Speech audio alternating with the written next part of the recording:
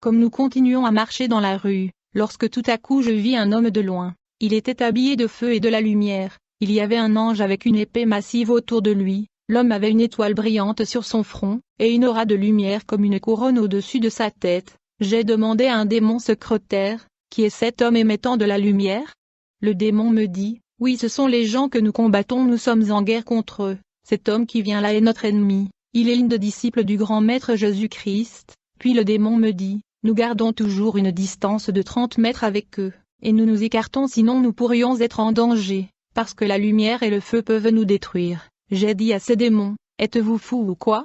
J'ai dit nous sommes beaucoup plus puissants que lui, et nous sommes plus nombreux. J'ai dit cet homme ne peut rien faire contre nous. Puis mon secrétaire le démon me répondit, oui nous avons le pouvoir mais à moins que la lumière et feu soient éteints il n'y a rien que nous pouvons faire contre cet homme. Même si nous sommes nombreux nous ne pouvons pas lui vaincre tant que la lumière et le feu lui couvrent. J'ai insisté que nous sommes plus forts que cet chrétien-là et je proposa même au démon de le tuer comme j'étais motivé, mais le démon me dit clairement que, si nous osons attaquer ce chrétien il va nous détruire tous bien que nous sommes nombreux. Il faut d'abord éteindre la lumière et le feu en lui, alors nous pouvons faire quelque chose contre lui, sinon il va nous détruire. Bien que nous sommes nombreux, nous allons donc nous écarter. Nous avons ensuite changé la direction. J'étais un peu perturbé par cet incident, puis nous sommes arrivés sur le lieu de notre mission. C'était une convention chrétienne avec le thème « Comment détruire les œuvres du diable ». Il y avait beaucoup de gens, nous avons décidé de nous positionner au-dessus d'un grand bâtiment supermarché populaire. Dans la province du Katanga,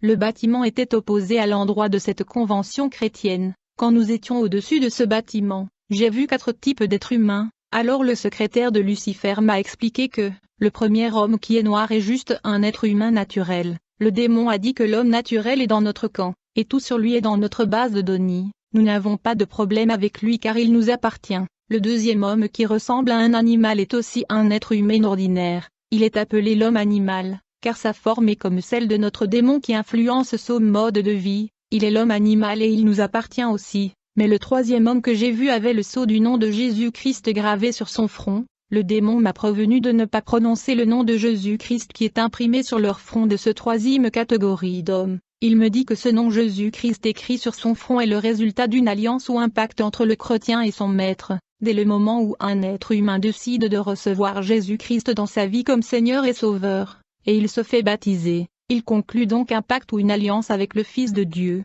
Et par conséquent le nom de Jésus-Christ sera imprimé sur son front. Alors le secrétaire de Lucifer me fit une remarque en me disant, si vous regardez et observez le troisième homme attentivement, vous remarquerez que, le nom de Jésus-Christ est un peu flou ou effacé, son sceau n'est plus brillant. Cela est parce que bien qu'il soit dans l'alliance avec le Fils de Dieu, nos démons sont toujours en train d'influencer son comportement et ses actions. Puis le démon a dit que ce troisième type homme est aussi dans notre camp et il nous appartient. Et s'il meurt comme ça dans les transgressions nous allons lui transférer en enfer pour le jugement et le châtiment. Le quatrième homme que j'ai vu avait aussi le sceau du nom de Jésus-Christ sur son front, mais elle brillait. Au-dessus de sa tête il y avait une couronne de feu, et il y avait un ange derrière lui qui tenait une épée. Il est écrit que l'ange de l'Éternel campe autour de ceux qui les craignent, et les arrache du danger. Ceux-ci étaient les 4 types d'êtres humains que j'ai vus dans cette convention chrétienne. Alors le démon m'y informa que nous sommes ici pour attaquer la 4e catégorie d'hommes qui est le chrétien qui brillait et qui était éclatant de lumière.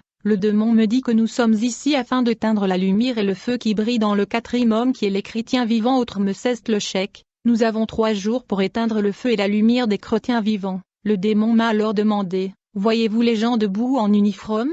Ils sont leurs commandos, ils sont appelés les intercesseurs, ils prient toujours, et ils citent le nom de leur maître, Jésus-Christ, qui est très dangereux. Leur feu peut nous atteindre ici, nous devrions donc nous déplacer dans une position plus sûre. Après consultation avec mon secrétaire démon, nous avons divisé les démons forts qui étaient de 2004 groupes. Chaque groupe avait donc 500 chacun. Nous avons placé ces démons autour de cette croisade chrétienne. Après cela mon secrétaire démon me dit que nous devrions attaquer le 2 pasteur principal. Nous devrions commencer par la recherche d'une passerelle ou porte d'entrée. Nous appelons cela fondement juridique. Mon secrétaire démon a suggéré que nous devrions vérifier la vie de leurs enfants et leurs femmes. Alors j'ai envoyé 2 démons vers leurs enfants et 2 vers leurs femmes. Mais nous ne pouvions pas trouver le porte d'entrée et le fondement juridique. Je veux dire aux chrétiens qu'il est impératif pour les pasteurs d'enseigner leurs femmes et leurs enfants dans la Bible. sinon ils deviendront une porte d'entrée pour des attaques démoniaques contre le ministère. Après cela nous avons commencé à vérifier le bureau de pasteur.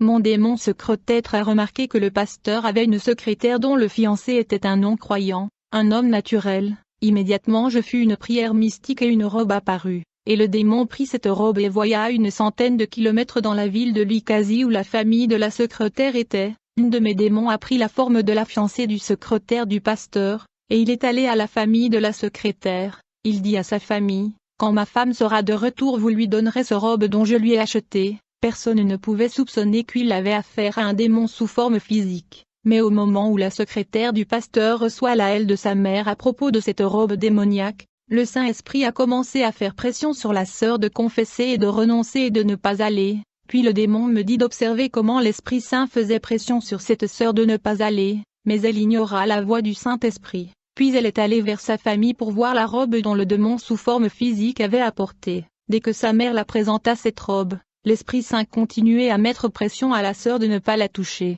mais elle ignora l'Esprit Saint. Il y a 5 démons que le monde de ténèbres utilise très souvent, qui sont le démon de l'envie, le démon de la curiosité, le démon de l'avidité, le démon de la négligence et le démon de la paresse. Au moment où la sœur a touché cette robe, elle a ouvert la porte d'entrée. Nous avons eu une raison juridique pour entrer dans sa vie. Je vis la couronne de feu au-dessus de sa tête disparaître. L'ange la laissa. La lumière du sceau de l'alliance de Jésus-Christ sur son front était éteint. Sa puissance a disparu. Puis le démon me dit, « Vous voyez la façon d'éteindre leur feu. Nous faisons ces trucs contre eux et qu'elle marche. » Et le démon me dit, « Comme elle a désobéi l'Esprit Saint qui est l'esprit de son maître, son âme est déjà en enfer en dépit du fait qu'elle est en vie sur la terre. Si elle meurt maintenant, elle sera transportée en enfer, parce qu'elle nous appartient maintenant, à moins qu'elle avoue et confesse ses péchés. Mais comme elle a ouvert la porte, j'ai envoyé un démon forte de l'immoralité sexuelle et le démon de l'orgueil, et j'ai aussi envoyé dans son corps le démon de la prostitution.